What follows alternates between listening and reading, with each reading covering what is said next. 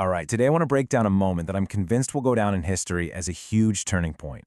That wild turnaround for Bitcoin back in December 2025. Look, this isn't just a story about numbers on a screen. No, it's really a story about value, about human psychology, and just the raw logic of how markets work. Here's the thing. If you're only looking at the market like a day trader, all you see is price. But if you really get what's going on underneath, that's when you start to see the opportunity. And that brings me right to the main question I got asked over and over again during that whole chaotic period. People would ask me, how on earth can you look at this crash and call it a gift? It's a catastrophe. My answer back then is the exact same one I'll give you today. It really just boils down to understanding one single critical distinction. See, when you're in the markets, the scariest thing isn't just that the price is dropping. I mean, that's never fun, right? But the real terror is when you don't know why it's falling. Is it falling below its real value, which means it's on sale, or is it falling away from its value, meaning the whole thing is broken? That's the question that keeps you up at night. And I'm telling you, back in December 2025, all the evidence, it was crystal clear, sharp, and just undeniable. Bitcoin's price had plunged way, way below its actual fundamental value.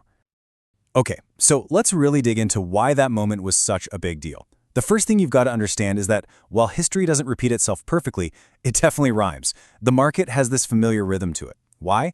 Because the emotions that drive these cycles, we're talking pure fear and pure greed, those are timeless, and they always create patterns that if you know what to look for, you can start to recognize. And this really helps put what happened in 2025 into perspective. Just look back at 2015. We had a very similar plunge. Everybody was terrified, the headlines were all screaming, Bitcoin is dead, again. But what happened next? A 121% rally. Okay, now let's fast forward to 2020. The pandemic hits, another absolutely catastrophic sell-off. And once again, after the price got hammered down into that deep value zone, Bitcoin didn't just recover, it roared back with a gain of over 140%. You see the pattern? A brutal dip below its real value, followed by an incredibly powerful rebound. It's that rhythm I was talking about, right? And in 2025, that music started playing all over again. So, the big question is who's actually doing something during these moments of absolute peak fear? Well, while the majority of people are glued to their screens just reacting to the price dropping, there's another group moving very differently. They're operating with a completely different playbook. We call them the smart money. And what they were doing during that December 2025 dip, well, it told a story that was the complete opposite of the panic you saw everywhere else. And this is the perfect way to see that divide. It's the crowd versus the smart money. The crowd is totally fixated on price. So what do? They panic sell. But the smart money? They're laser focused on value. So their action is to quietly buy. We saw this exact same thing play out back in 2019 after a 50% drop. The public was freaking out, but the data showed that smart money inflows were surging. It's simple, really. The crowd sells the bottom looking at price, institutions buy the bottom because they see a discount on value. And December 2025 was just a textbook example of this exact dynamic repeating itself. And here's the best part. We don't even have to guess about this. The proof was right there, written in plain sight on the blockchain.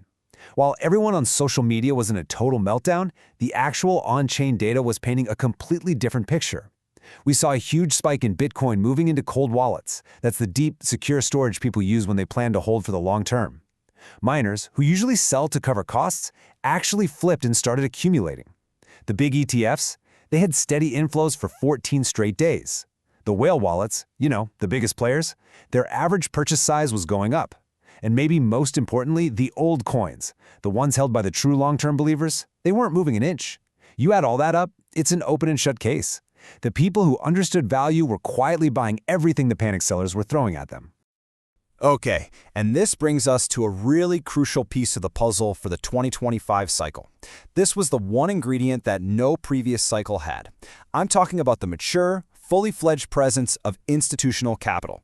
This wasn't just a handful of hedge funds dipping their toes in the water anymore. Oh no, this was the bedrock of the traditional financial system plugging into the network, and believe me, it completely changed the rules of the game. And this is the key difference you have to understand. You or I, as individual investors, we can get scared. We can wait it out. But a multi-billion-dollar ETF, they can't. They're literally bound by their own rules, their mandate, to maintain certain allocations. It's their job. So this creates this incredibly powerful, almost robotic source of buying pressure. When an asset like Bitcoin is a strategic piece of their portfolio and its price suddenly gets cheap, they don't feel fear. They see a flashing sign that says, rebalance now. For them, it's an obligation to buy. This quote from a veteran fund manager way back in the depths of the 2022 bear market just perfectly captures this massive shift in thinking. He said, "I don't buy Bitcoin because I like it. I buy it because I am forced to own an asset that cannot be printed." Now, back in 2022, that might have sounded a little abstract, right?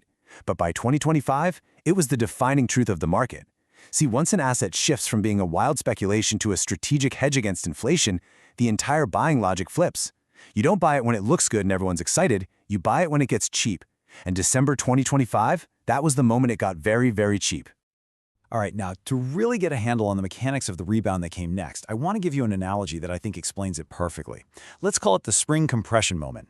This is a great way to visualize how the market builds up and then releases a ton of energy, basically turning a scary downturn into the launchpad for a massive recovery. So picture this. Step 1, you've got a hot market, maybe driven by those new ETF inflows, and that's stretching a giant spring. Step 2, some bad macro news hits. Panic sets in, and all that leverage unwinds. The spring doesn't just relax, it violently snaps back. Now here's the most important part, step 3. That cascade of forced selling pushes the price way, way below its real intrinsic value. This compresses the spring tighter and tighter and tighter. The gap between the real value and the fire sale price on the screen becomes massive. So what happens in step 4? When all the selling is finally done, when the pressure is gone, that spring doesn't just gently go back to normal.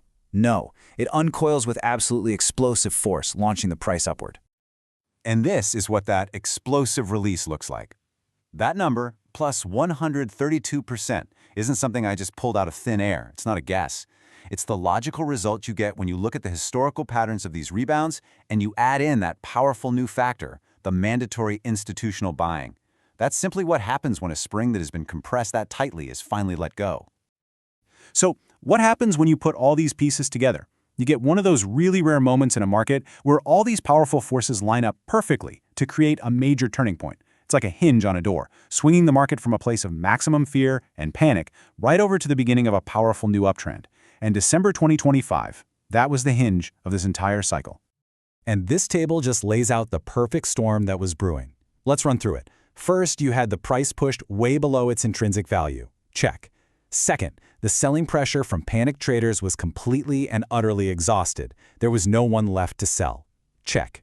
Meanwhile, you had this new, steady, almost robotic buying pressure from institutions. Check. And the fourth piece? All of this was happening right as the market was entering what is historically the most bullish part of its four-year cycle, the post-halving acceleration phase. Look, any one of these things on its own is bullish, but all four lining up at the exact same time, that is the recipe for a truly historic recovery. And this brings me to one of the most important rules you'll ever learn in finance, and it's so counterintuitive. Price doesn't start rising because of some great piece of news. It starts rising when there's simply no one left to sell on the bad news. The bottom didn't happen because of a positive headline. It happened in the quiet, when all the bad news was already out there, every last seller had been flushed from the system, and the market was just empty. And when the market is that empty of sellers, it only takes the tiniest spark of new buying to light the fuse for the next huge move up. So you might be asking, okay, if all these signs were so clear, why didn't everybody see it coming? And the answer is simple. Because most people were watching the news headlines, not the underlying value. They were obsessed with the daily price swings, not the long-term cycle. They were just completely caught up in the noise of the moment.